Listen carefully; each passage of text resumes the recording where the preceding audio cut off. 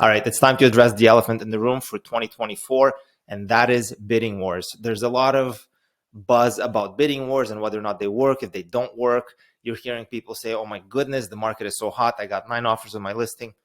Okay, I'm just going to do everybody a favor. I'm going to cut right through the noise, and I'm going to go through this to explain to you how they can work and how they can actually really backfire on you in this exact market that we're in right now. So one that's a buyer's market and one that's pretty volatile.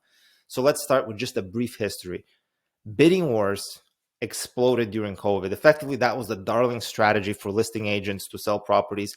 I am guilty as charged. I've used them successfully, but I've also been on the buying side with my buy side clients where it's been infuriating to actually try and get properties in a bidding war.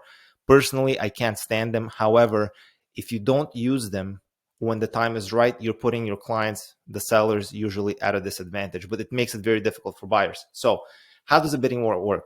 Effectively, when you're bringing a listing on the market, let's just say you come up with the market value of the listing being about $1 million. You will usually underprice. I've seen it, anywhere between 25 to 15%, let's say 20%. Let's just say the listing is worth $1 million.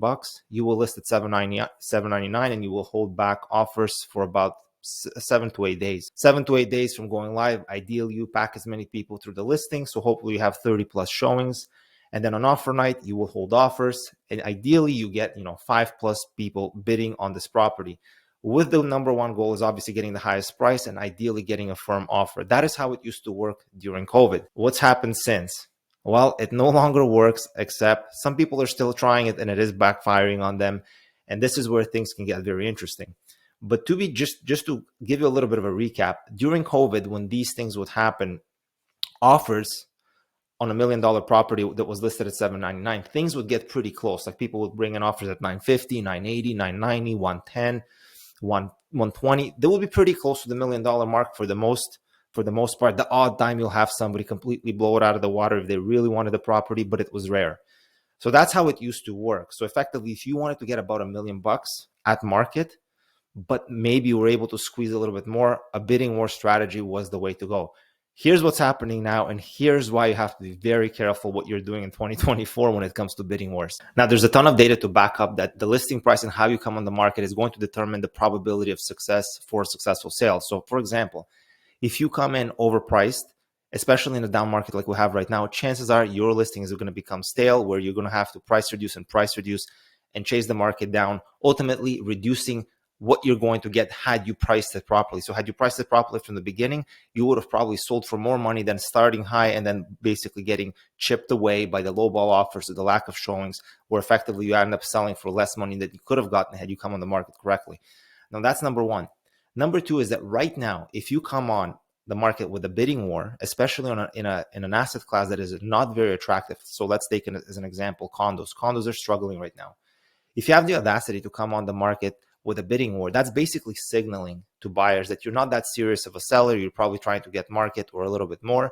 Nobody's going to deal with you because there's so much more inventory out there and everybody's looking for a deal because they know they can get deals, especially in the condo space. But let's say you decide to do a bidding war on a condo anyway. How does this backfire? Ultimately, most buying agents and buyers are simply going to ignore your listings until the bidding wars come and gone. You basically had no success because nobody came and showed the property.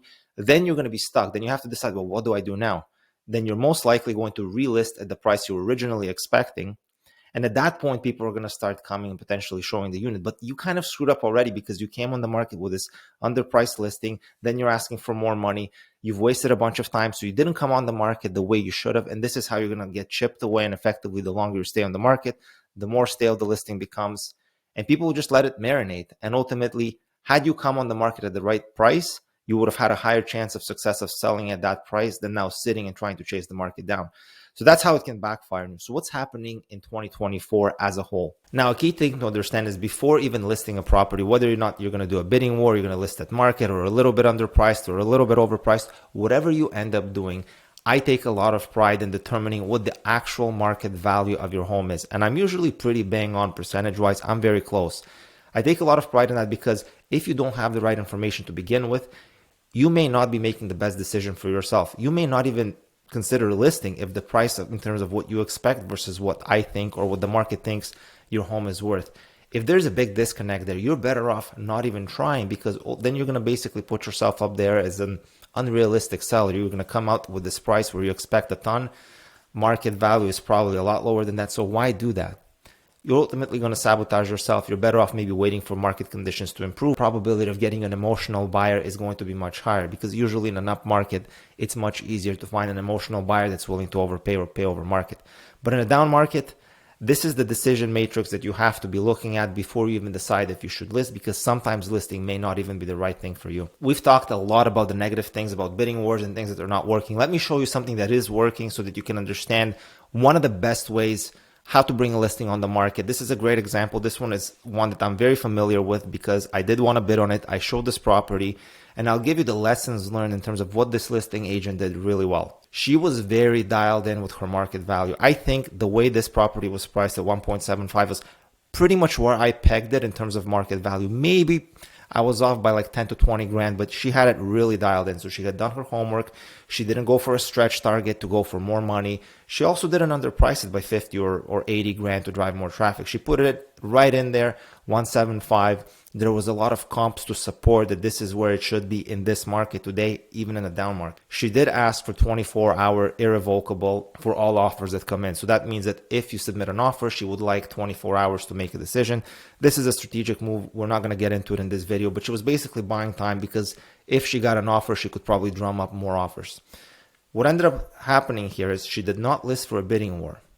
The second I saw this listing, it was 48 hours of it getting live on the MLS. And I thought to myself, and I talked to my buyers, I'm like, listen, this is going to be gone probably within 7 days. It's priced well. They're going to have an open house. It shows phenomenal in and out. So unless you put in an offer with a very quick irrevocable before the open house, we're probably going to lose the opportunity of getting this house. And I do have a feeling that had an offer been submitted before the open house at 175 firm, they had an inspection already done, you could have had this house. And guess what happened? The open house came, and just about every single person that came through this open house loved the home. You ended up with 8 offers. So it ultimately turned into a bidding war when it wasn't set up as one. And the listing agent, did this strategically. I think it was a great sale, great end result. And I think even for the buyer, it's still a good price. Yes, they paid, call it $62,000 more where I pegged market, but $62,000 for a property that doesn't come up often, very rare type of property, I still think the end result is pretty decent. But this is the lesson learned. This is how you bring a property on market in order to have a successful end result, because ultimately your goal as a listing agent is getting the highest price possible in the shortest amount of time. And the last part, as far as bidding wars are concerned, is there's a very interesting thing that's happening or has not been happening for the last 2 months. For those of you unaware, since December 1st of 2023, sellers have been eligible to release the details of their bidding wars to all potential buyers, meaning if you had 6 or 7 or 8 offers on your property, you can release the information such as the price, the conditions, and everything else to all competing buyers. So it would be like an open auction style so that they can determine whether or not they want to increase their price or not. And the funny thing is, this was introduced for transparency purposes. I've talked to a number of agents, and not a single agent that I've spoken to has actually seen a listing where the seller has elected to open up the bidding for transparency. I mean, no surprise there. We all knew this was going to not work. But the interesting thing is, if you really think about it, right now in a down market, there's absolutely no incentive as a seller to humiliate yourself and effectively downplay the value of your listing. And what I mean by that is, right now, for those that are trying to have bidding wars, what ends up happening with most bidding wars is they fail.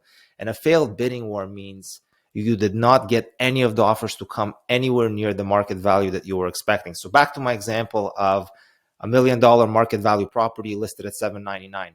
Well, guess what? In this down market, if that property is not that desirable, what ends up happening, you're going to get offers at $799 with financing and inspection conditions. And you may even get maybe 820, 850.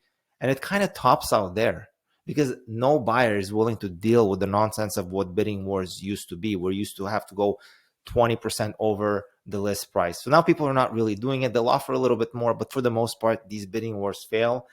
And this is why sellers don't want to release that, because obviously it would be embarrassing and it would actually work against them in the future.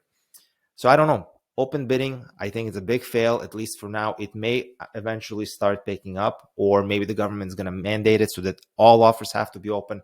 But as of right now, it's not working. Nobody's doing it. Maybe when the market picks up, maybe if it's a seller's market, they're going to do it, because there is data to show that it does extract more in a very competitive market. But in a market like right now, I doubt it's going to work. I hope you enjoyed this video. I hope it shed some light on bidding wars, and I'll see you in the next one.